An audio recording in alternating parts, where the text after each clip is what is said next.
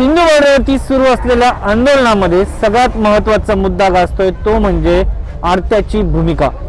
पंजाबमध्ये आडत्याची भूमिका काय आहे, मोदी सरकारला आडत्याच्या घरावरती का टाकावे लागले छापे, या संदर्भात मॅक्स महाराष्ट्राचा स्पेशल रिपोर्ट। देशातील एकूण शेतीचा विचार केला तर अवघी 1.5% जमीन पंजाबच्या वाट्याला आलेली आहे। मात्र पंजाब देशाला नक्की देतोय काय आणि या पंजाबच्या उन्नती मागे आडत्याची भूमिका नक्की काय आहे, पंजाब मधून किती टक्के गहू खरेदी केला जातो आणि पंजाब मधील आंदोलन म्हणजे देशासाठी धोका आहे का, या संदर्भात चर्चा केली आहे ज्येष्ठ कृषी तज्ञ सुनील तांबे यांच्याशी। नमस्कार, मी सुनील तांबे। मॅक्स महाराष्ट्राच्या शिवाजींनी मला प्रश्न विचारला की पंजाबातील शेतीमध्ये अडत्यांची भूमिका काय असते। पंजाबातल्या शेतीमध्ये अडत्यांची भूमिका अतिशय कळीची असते। त्याची 2-3 कारणं आहेत। पहिलं कारण हे की पंजाबमध्ये जवळपास 97% सिंचन आहे। याच्यातलं निम्म्याहून अधिक हे बोरवेलचं किंवा ट्यूबवेलचं आहे, परंतु ते आहे 97% सिंचन आहे। दुसरी गोष्ट अशी की पंजाबामध्ये सर्वाधिक सुपीक जमीन आहे। भारतातच नाही पण जगामधली जी काही सुपीक जमिनीचे पट्टे आहेत त्याच्यामध्ये पंजाबचा समावेश होतो। तिसरी गोष्ट अशी की पंजाबामध्ये 2 हेक्टरपेक्षा अधिक जमीन असलेल्या शेतजमीन असलेल्या शेतकऱ्यांची संख्या जवळपास 67% आहे। याचा अर्थ असा की पंजाबामध्ये अल्पभूधारक जवळपास नाहीतच। तिसरी गोष्ट अशी की पंजाबातले 90% शेतकरी हे जाट आहेत आणि हे बहुतेक सगळे शीख आहेत, म्हणजे जवळपास 100% शीख आहेत। यामुळे पंजाबातल्या शेतकऱ्यांमध्ये आपल्याला मोठ्या प्रमाणावर एकोपा दिसतो, असा एकोपा इतरत्र आढळत नाही। तिसरी गोष्ट अशी की पंजाबातली एकंदर सुपीक जमीन असल्यामुळे उत्पादकता अतिशय म्हणजे भारतामध्ये तर ती अतिशय अव्वल आहे। म्हणजे पंजाबमध्ये किती होतं साधारणपणे 5000 किलो गहू पर हेक्टर तयार उत्पादन होतं। राजस्थानात हेच काहीतरी 3000 आहे किंवा मध्य प्रदेशात तसंच आहे। याच्यावरून कळेल की पंजाबमध्ये किती मोठ्या प्रमाणावर उत्पादन होतं। आता या वर्षीची गव्हाची आधारभूत किंमत होती 1924 रुपये प्रति क्विंटल आणि जवळपास 127 लाख टन गहू हा यावर्षी अन्न महामंडळाने पंजाबातून खरेदी केला। या खरेदीवरती परवानाधारक जे कमिशन एजंट आहेत म्हणजे अडते आहेत, यांना 2.5% कमिशन देणं हे बंधनकारक आहे पंजाब मंडी बोर्डाच्या कायद्यानुसार। त्याच्यातून म्हणजे एकंदर आपण आकडा काढला तर पंजाबमधल्या कमिशन एजंटांना जवळपास या खरेदीपोटी या वर्षी म्हणजे 1 मार्च ते एक एप्रिल ते आपला तो जो काही महिनाभर आहे मार्च एप्रिलचा महिना, या एका महिन्यामध्ये पंजाबातल्या आडत्यांना जवळपास 610.97 कोटी रुपये कमिशन मिळालेलं आहे। या कमिशन मिळाल्यानंतर म्हणजे अडत्यांची भूमिका काय असते याच्यामध्ये, तर पंजाबातले शेतकरी आपला पिकलेला जो गहू आहे हा घेऊन मंडी बोर्डामध्ये येतात। म्हणजे आता एक लक्षात घ्या, पंजाबमध्ये जवळपास 2000च्या आसपास या बाजारपेठा होत्या या गहू खरेदी करण्यासाठी। तर या मंडीमध्ये येतात, तर ते आपले ट्रक घेऊन किंवा ते हे जे आहे तो आणतात त्या वाहनाने। हा गहू साफ करण्याचं काम, हा गहू त्या याच्यातनं उतरवणं त्या कंटेनरमधनं आणि त्यानंतर तो साफ करणं, तो यंत्राद्वारे साफ केला जातो, परंतु तो उतरवण्याचं काम जे असतं ते अडत्यांनी नेमलेले मजूर करतात। त्याच्याशिवाय ते अडते म्हणजे तो जो काही गहू आहे हा एकदा साफ केला की त्याचे ढीग रचले जातात, त्या ढिगांचा लिलाव होतो। लिलाव म्हणजे फूड कॉर्पोरेशन ऑफ इंडियाच घेतं, भारतीय अन्न महामंडळच खरेदी करतं आणि त्यानंतर हा जो काही गहू आहे हा गहू वजन करणं त्याचं आणि तो पोत्यामध्ये भरणं, ही कामं अडत्यांचे जे मजूर आहेत हे करतात। हे अडत्यांची संख्या जवळपास पंजाबमध्ये आहे म्हटलं तर एक 27 हजार अडते आहेत। या 27 हजार अडत्यांकडे जवळपास काम करणारे जे काही क्लार्क्स आहेत म्हणजे कारकून आहेत हे जवळपास 1 लाख कारकून आहेत आणि त्याच्याशिवाय या सगळ्यामध्ये साधारणपणे 10 लाख मजूर गुंतलेले असतात। तर आपण जे पैसे म्हणतोय ते जे पैसे आहेत हे एवढ्या सगळ्यांना म्हणजे त्यांचा जो काही मेहनताना आहे तो दिला जातो। आता याच्यामध्ये एक प्रश्न असा असतो की अडते फक्त एवढंच काम करतात का, तर नाही।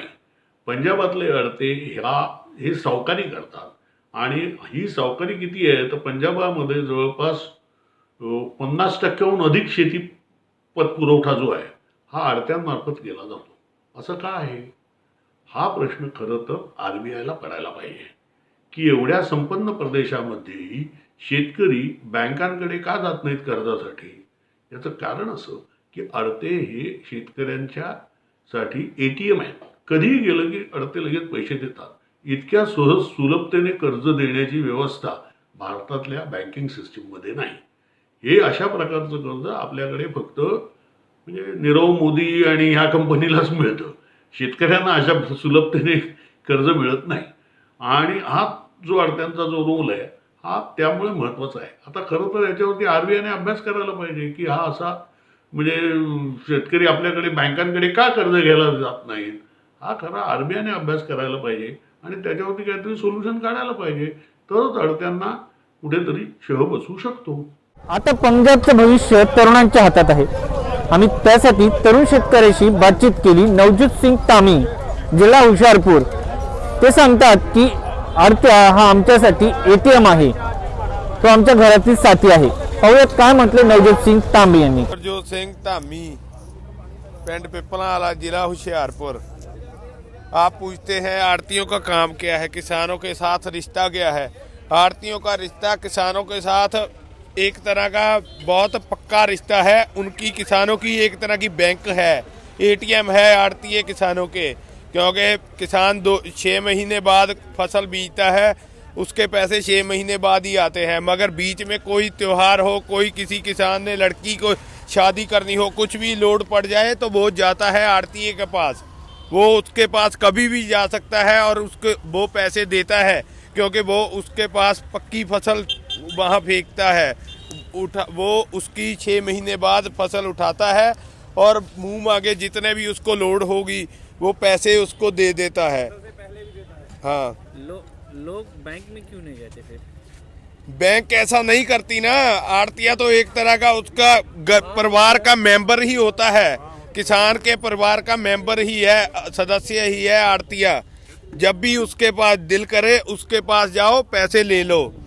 बैंक के पास तो बैंक तो देती नहीं हो, पहले तो अगर देती है बहुत नखरे करती है, ये दो वो शो करो, ब्याज करो। ऐसे आड़तिये ने तो वैसे ही दे देने हैं, बाद में जब हम फसल उसको बेचते हैं बीच में काट लेता है। कोई ऐसा भी नहीं है, ब्याज भी वगैरह का भी कोई चक्कर नहीं है। आरत्या, दलाल, बिचोलिया असे वेगवेगळे शब्द आरत्यासाठी वापरले जातात. मात्र बिजेंदर सिंग यांना हा शब्द जरा खटकतो. ते म्हणतात आरत्या हा आमच्यासाठी सर्व्हिस प्रोवाइडर आहे. पाहूया काय म्हटले बिजेंदर सिंग यांनी. मेरा नाम बलजिंदर सिंह है, मैं फिरोजपुर से हूँ जी। फिरोशा मेरा गांव है।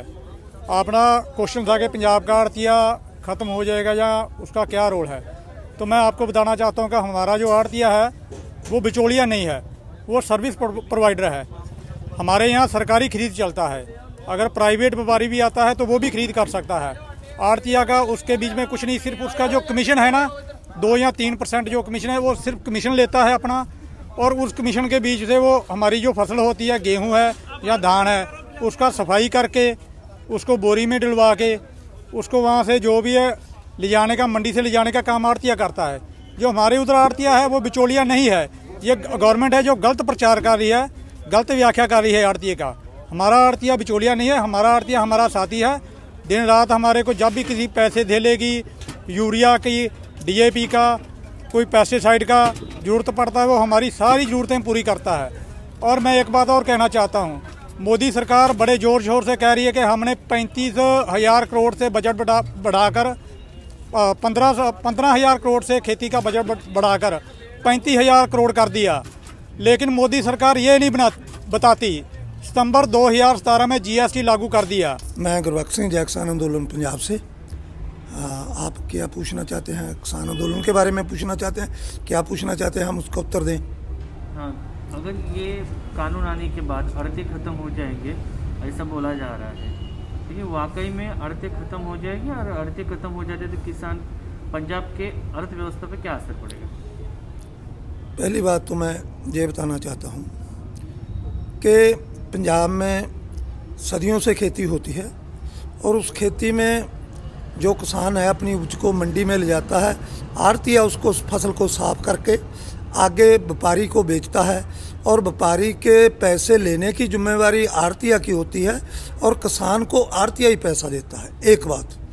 दूसरी बात, आड़तिया एक ऐसी संस्था है किसानों के बीच में, जब किसी को दुख सुख हो, शादी हो, कोई बीमार हो, कोई और लोड पड़ जाए तो रात को भी पंजाब का किसान आड़तिया के पास जाता है, उसे बोलता है कि मुझे इतने पैसे की ज़रूरत है, पैसा दो।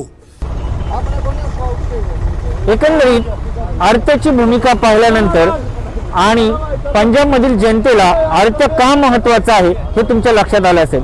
मात्र पंतप्रधान नरेंद्र मोदी बिचौलियों को नष्ट कर दूंगा, आडत्यांना संपवलं जाईल अशी वारंवार भूमिका घेताना दिसतात। तसं तर पंतप्रधान नरेंद्र मोदी यांनी काळ्या पैशाच्या बाबतीत नोटाबंदीत ही भूमिका घेतली होती। मात्र नोटाबंदीतून काळा पैसा परत आला का, त्याच पद्धतीने एखादी सिस्टीम मध्ये काळा पैसा आहे किंवा कमिशन जास्त खाल्लं जात आहे म्हणून तिथं आपण ती सिस्टीमच नष्ट केली तर त्या सिस्टीमला पर्याय कोण देणार, हा देखील हा प्रश्न या निमित्ताने उपस्थित होतो। Shivaji Kale, Max Maharashtra news, Delhi, Singhu border.